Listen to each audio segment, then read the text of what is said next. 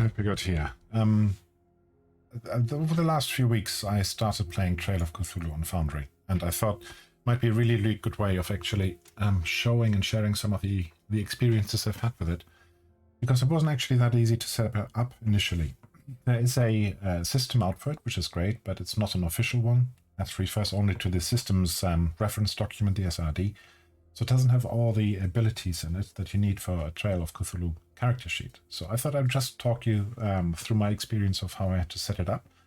It might be helpful for you if you are looking to set it up yourself, and yeah, if it saves you some time, then great. Mission achieved. So let's have a look at the different things I wanted to talk about. So first of all, you need to download the system. It's called the Investigator system, and made, let me just show you this briefly on GitHub. It's made by this guy here, Neil de Casteret. Don't know where he's from. Might be Neil de Casteret. You can tell me. You can see it's pretty much up to date. It was last updated a week ago. And from the picture here in the middle, you'll see that it basically features a lot of things, a lot of settings and pre-configurations for different Gumshoe systems. So that's actually really good. Do look at this website, because it does give you a lot of information here when you look for the system. But the contents, how to install it, how to add missing abilities, that's the key of what I'm going to show you today. How to use the party tracker, which is really cool, it's really useful. And how to use this in general. So quite a bit of documentation. I know a lot of people just bang on the system and they don't actually look at the comments or at the README. I know that from experience from another system.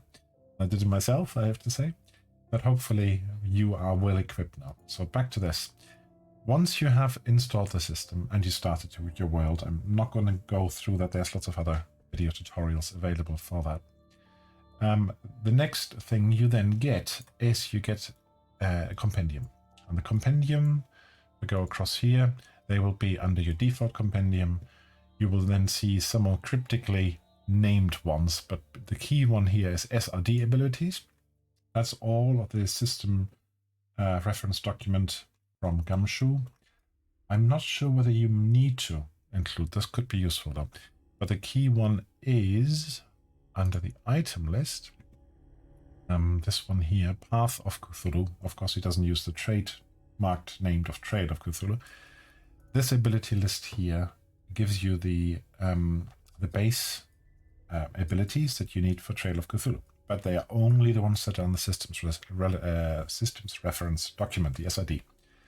So let's have a look. If I include this, if I import this and create a character sheet now. Yeah, let's just minimize that for a moment. So I create a character sheet here in my demo folder. And I say this character is called Tess. Then you will see that there is a number of... Oh, okay, hang on, I missed something up. Giving you a preview of what you're going to see later, sorry. Let's go back to the default configuration. So, delete that one again. I'm getting ahead of myself. So, Tess is back. You will see here, we've got a character sheet. Looks quite nice. The layout is quite nice. We've got the trackers on the side here. 1 health, 1 stability. You're not going to survive very long, and sanity is missing entirely. So you can start seeing that there's something missing here. So I put the PDF in here as well of the abilities. And going through this, you see very swiftly, for example, accounting is missing. Yeah, art history, we've got biology is missing. So there's a variety of things that are missing. One of the key things in the game is assess honesty. Yeah, assess honesty, right? Interpersonal is not there. Because in the system reference document it does exist, but it's actually called bullshit detector. So what do? Do you despair? Well, if you read the little README, there is something there, and also it's in the compendium here if you're looking for it. Saying, where is it? Hang on a second. Path of Cthulhu abilities. Is it in there? No, there is a journal entry somewhere in this. Let's see. There it is. Under journal entry Investigator. And you get this file here. Missing ability read this. And this talks you through the process of what you need to do. But I'm going to show you. So hopefully that's going to be useful. It explains the reasons here as well with the SOD, etc. I understand that entirely, so it doesn't take so long to set it up. And the really nice fringe benefit is if you have got any homebrew talents, abilities, anything like that, extra fighting abilities, it is so easy to set up on this. And I really like that. It's as a universal system, yeah, as a building kit for building set for your own one. I think this is really cool. Gumshoe is a good system from what I've run so far, which is about 4 sessions. Right, so what do? Let me have a look at my notes. The first things are, of course, you now know which abilities are missing. So, for example, let's have a look at accounting. Yeah, I said that was missing. Right, so what do? I go to my items directory. I created one here already. You can see I've created all the ones that I wanted to create, but there's one I didn't create. So going back to the reference sheet, to the character sheet, one of the things I did not create was magic. Yeah, because my characters don't need it at this point, so it's fine. There's no 10 next to it, you probably can't see it on there. 10 says magic. Optional ability for the use with rough magics can only be acquired in play. Right, now I haven't used rough magics at all, so that's why I didn't include it, but it's going to be my example of how to set up an ability. I'm going to go through a couple of them though. So what you do is you go up here, abilities, create a new one. Let's call it magic. It's going to be a general ability because up here it is under general. Where do I want to create it? In Trail of Cthulhu abilities. So that's a folder I created. Very important, that one. Yeah, and then you get this sheet and you say, okay, how can I configure that? There's nothing there. Right, what you need to do is you need to click on this cog. And if, for example, I don't know the rules around magic, I have to say. But you can then say here, all right, could it be investigative? No, probably not. Is it an occupational one? No, definitely not. Has it got specialties? Possibly. Do I need to show a tracker for it? I don't think you do. So I'll leave it as it is. Right. So close. And what you'll see now, I've got magic here. The little share icon there just means I'm not showing that one to my players. Yeah, as permission viewer, that module is called. It's really useful to keep track of what you have shared. So that was relatively painless. Now let's have a look at another thing. Which one shall we use? So for example, let's go for biology. Yeah, biology is there on the side. Biology I've set up already. So imagine you do the same thing, biology. You go in here and you say, all right, it's a category academic. You need to make sure that you pick this correctly from the character sheet. Yeah, so if you look again at biology here, it is under the academic ones. There, biology. Probably can't see my mouse pointer very well, but if I do, no, it doesn't work. Only works on the map. Okay. Wanted to highlight it, but I haven't got the module enabled. So if you look at biology there, it's under academic. You create it. Great, that's fine. That's easy.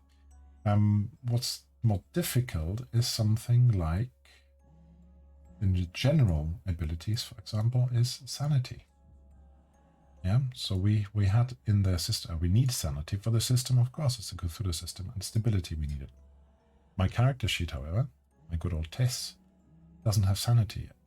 So I need to create something, an ability that creates a tracker on the side, and that has a maximum of 15. Most of them come default as 8.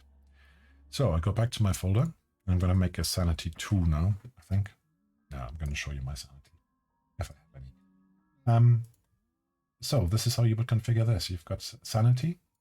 From the character sheet, we know it's a general ability. So leave that untouched. When you create it initially, I shall show you this. Comes up here with general ability. That's the sheet you use for it.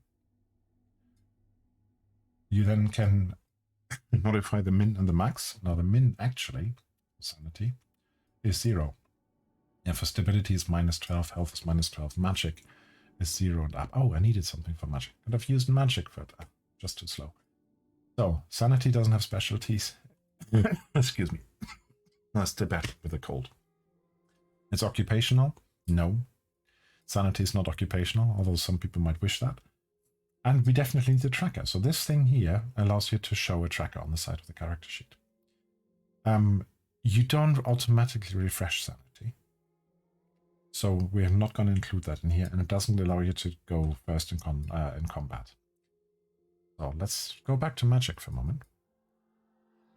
So if I wanted to create something here with a tracker on the side, tracker, yeah, and we have a maximum of 15 with a character sheet, and I haven't done this before, by the way. Yeah, I don't know how it refreshes. As I said, I don't know the rules. I'm not going to touch that.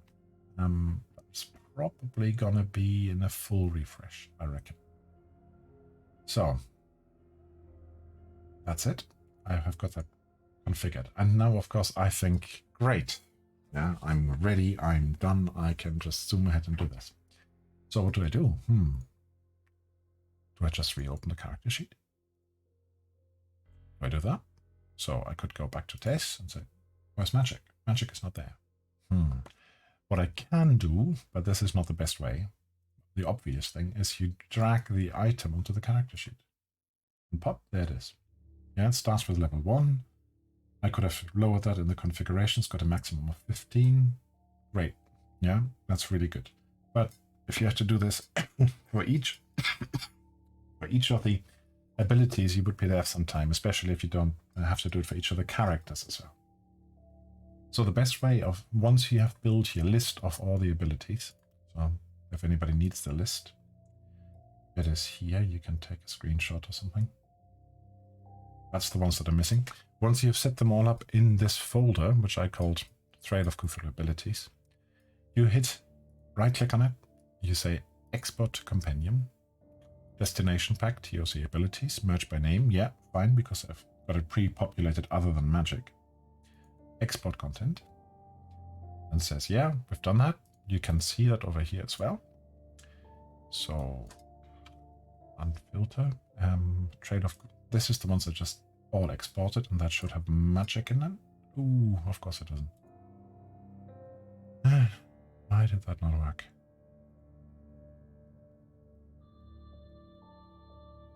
That's annoying. Item world. Let me try that again. Item. Export to compendium. Yeah. Export. 22. Numbers right. Go back to the compendium here. And look at Trail of Cthulhu abilities. There. It is there. It's just not in alphabetical order. Right, so magic is right at the bottom. So I've done that, but the important next step is that you need to tell the system where to look for these abilities.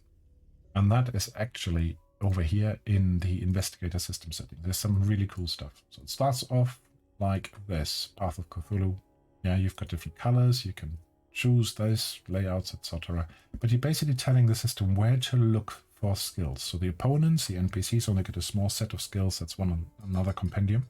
So you say that's that one. For the characters, I use this one. But now I've created this new compendium with the abilities that were missing. I have to tick this as well. Yeah, but you can change a number of other things. Really cool here. Yeah, the flexibility of what he's created here, Neil. I really appreciate this. So you save the changes, and you go back to your character. And you think it's going to be there? No. No counting. Nothing like that. So, and that's actually what really frustrated me, because then I started tracking and dropping. You have to basically do all this. Fairly obviously, really. I was being a bit dense. You need to create all this before you create the character. So, if you create a new one now, you can see all the skills are here, including our little magic tracker that we made earlier. Yeah, which I'm going to take out again, because my players don't deserve magic. So, if you look through here, then once you learn things, there's lots of stuff you can do. There's, for example, configuring the skills here. Let's go for theology, library use. Yeah, so as I said before, you can check here that it's got all the maximum things and so on. Skills are not occupational for everybody. So once you have decided in the character creation that particular archetype or type or occupation, it's called in this game, as for this character, the occupational skill, you go into that character sheet. Excuse me. Need some tea. You then click occupational for them there. And then you can see the starter. So, Tess is a librarian. Tea time. Ah, lovely stuff. Just a bit cold because I've been sitting here for an hour preparing for this. So, when you make characters later on, it's really useful to spot at a glance which ones are the occupational ones, because you get 2 for 1 on those. But that's another video, that's another explanation. Right, so you now have the ability to say, oh, this is all good. There's one that went wrong. Now this one went wrong because in my compendium I didn't configure it right. I hadn't spotted that before. Well, let's go through here. So I look at explosives.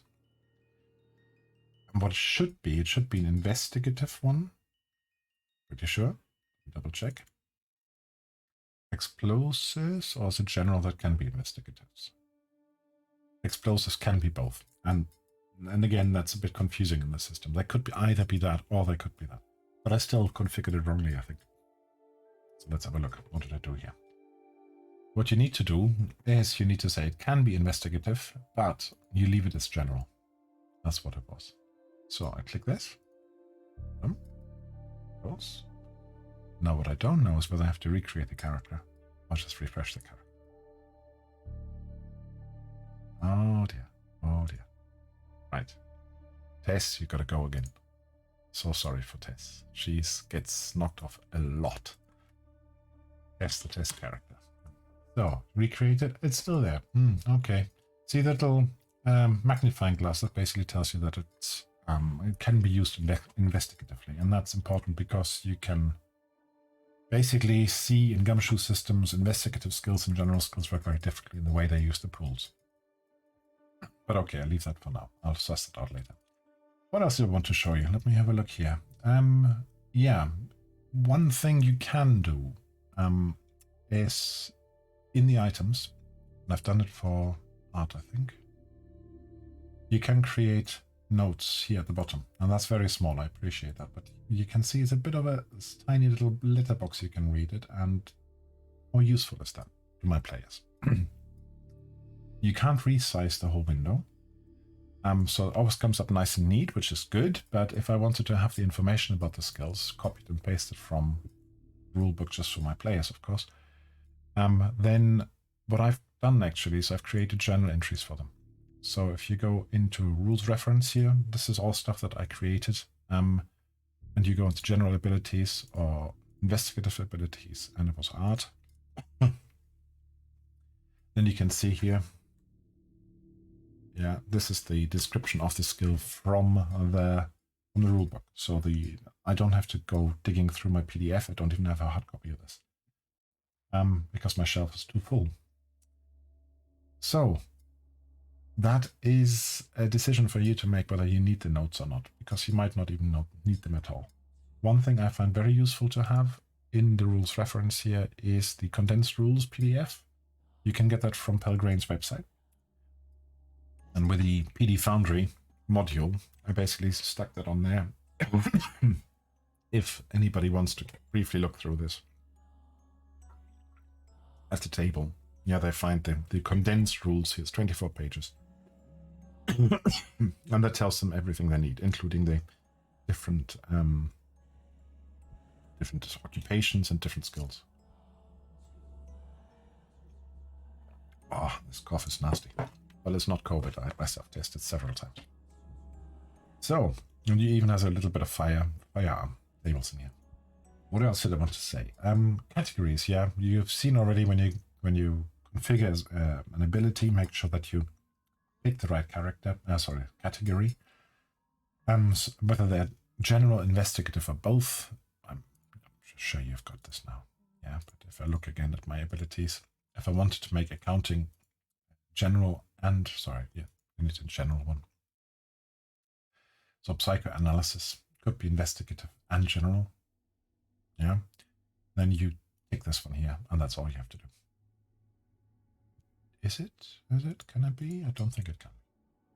So, occupational, I talked about it already. Now, the thing with the refreshes, if you have an ability like Firearms, you have to basically configure it so that you have the right refresh. And the rules basically say an investigative ability gets refreshed, the pool gets refreshed at the end of a case, or at the end of an act or part of the case if it's a long one. The general abilities, basically if you have a safe rest, time to chill, you can do 3 of them, but not health, sanity, and stability.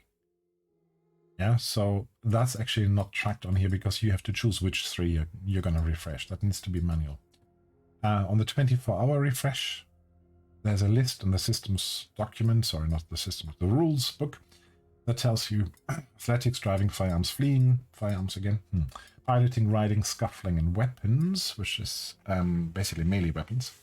They get refreshed after 24 hours. And for those, you take the 24-hour refresh, which is nice because if I go back to Tess, what you can then do after you've created your characters and you're in play and you start spending pool points, let's say she's got firearms, what shall I give her? Tess sounds like she's big on guns. Give her 10 points. And she currently has a pool of 5. Yeah, it's a bit small here, but 5 of 10. If I now hit the 24-hour refresh, the firearm goes back to 10. And that's a really nice bit of automation, so you don't have to click through and know this list. Once it's configured, it'll automatically do it as soon as you hit the 24-hour refresh. Cool stuff. Once you created a character, and I'll show you a couple of my players here, you end up with a long list of abilities. If you only want to see the ones that matter, because you've got points in them, just stick this one up here. Makes it really neat, because that actually, you can keep that on the screen. You don't have to scroll with it. You can minimize it, double-click on the title bar, for example, and just pull it back up, or hit C if it's your character. That's a shortcut not many people know. Right, and then finally the party sheet. You can create an act up here. Call it the party or whatever you want to call it. Party. You go on to party as a type. I put that into my demo folder. Yeah, and then you see this. You see a list of all the different skills you've got. And everybody's got 0. Right, now if I start dragging my people onto here, yeah, my characters from my campaign, you start seeing as a GM very quickly who's got which points and which ability. So which clues do you reveal? You just have a quick look through here and say, all right, if anybody knew anything about history, which only Ursula does, then she might know this clue. Anything that's red means that nobody's got any points in it. Which in some cases, like Cthulhu Mythos, is probably a good idea. But in some others, it might be a bad idea. So if you look through the technical skills, for example, you can see also the party total at the end. How many points have they currently got left? That allows you again to guide the game a little bit. And the general abilities, they work a bit differently. Still don't know why explosives is down there. I'm going to sort it out at some point. So this is a really cool overview sheet, very useful for running the game, especially if you put it into your GM screen. Yeah, if you've got the GM screen module and you make 3/4 of it one sheet, I don't even have to find the party sheet anywhere. Just pull it up from here. And I've got my rules reference on the side, so that is linked to journals. So if I wanted to know the rules about losing sanity, I've got it all there. Again, I don't have to go clicking through the PDF. It's also useful to have things like your story in here. So I have another tab with the timeline. We're playing Berlin the Wicked City, which is the Call of Cthulhu game, actually, scenario book. But we're using it for Trail of Cthulhu because I want to try out the system. So, I think I probably rambled on for almost 25 minutes now. That should be long enough. I hope this is useful to you guys. So, just to recap, make sure you read the information on the GitHub, on the README, and on this. And if it helps you to run your game, then great. And I've got a big coughing fit, so I'm going to say enjoy, have fun with it, and mute myself. So, ta-ta.